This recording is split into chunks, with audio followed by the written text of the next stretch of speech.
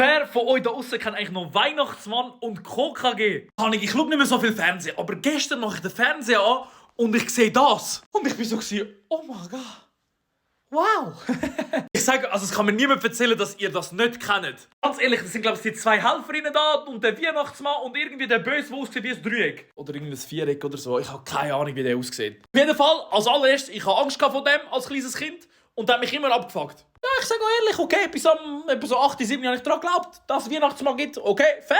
Aber auch diese Serie ist wie so ein Ding, dass du sitzt mit der ganzen Familie dort, vielleicht gerade nicht der Erwachsene, aber so die ganzen Geschwister oder du alleine einfach dort am Sitzen und einfach schön am Fernsehen schauen. Ja, du bist schon in so einer safe Space in dieser Zeit. Du hast kein Handy, kein TikTok, nichts. Du hast einfach dort angesessen und hast einfach Fernsehen geschaut. Ich habe noch so ein bisschen überlegt, was es so andere für Weihnachtsshows und Serien und so gibt. Aber mir fällt auf die Schnelle keine ein. Vielleicht habt ihr noch ein paar Sachen da draussen, die ihr irgendwie hure gerne geschaut habt. Schreibt es mal in die Kommentare, ich bin richtig